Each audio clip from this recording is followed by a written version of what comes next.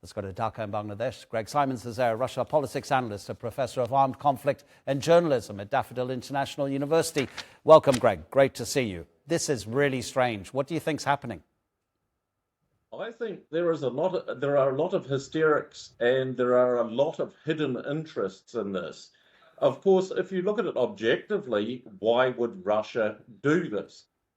Because this would make their situation worse. It does nothing to help them.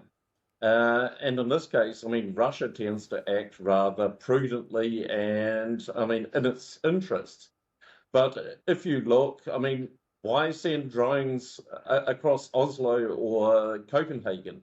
First of all, I mean, the problem of logistics, because this is out of the range of drones coming from Russia. I mean, even if you go to Kaliningrad. So, I mean, what is doing this? And of course, from a political point of view, a European political point of view, I mean, this creates a moral panic. And if you have a moral panic, people live in fear because there is a great tide of public opinion going against the Ukraine war.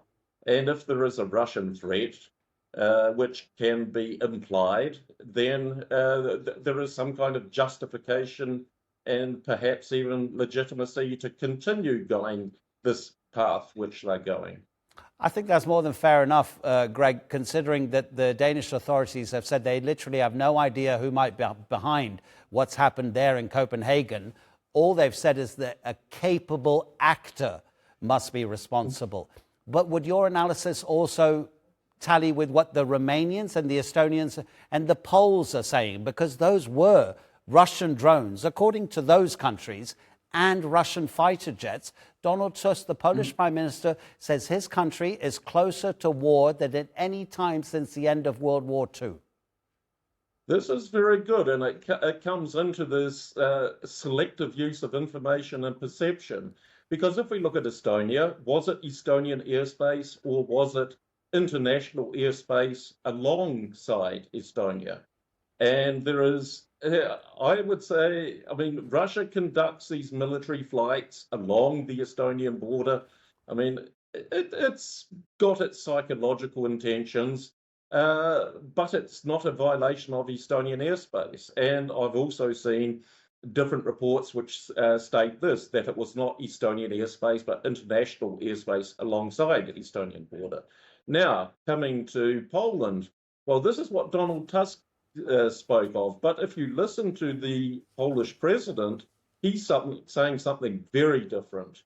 And he's not alone, because the Russians were in direct contact with the Polish MOD, Ministry of Defense, and talked about this. They said, if you want the flight data, we've got it for you. But the range where those drones were is out of range of these type of drones. And there have been a number of sources, including this former SBU, this former Ukrainian intelligence officer, said this is a false flag, that these drones were Russian drones, decoy drones, but they've been capturing them because there's been so many drones going across Ukraine that a sufficient number have come down intact, and that these were used to try and provoke panic in Poland, because Zelensky's in a very difficult situation at the moment. He's clearly losing the war. To prevent an absolute loss, he needs NATO's intervention. And this is where the words of the Polish president and the Polish prime minister differ greatly from each other. Really, really interesting analysis, Greg. Thanks so much for navigating that, because when you look at it, it looks as if something strange is happening, but you're saying there are too many doubts to be completely certain. Thank you so much indeed, Greg Simons. Take care.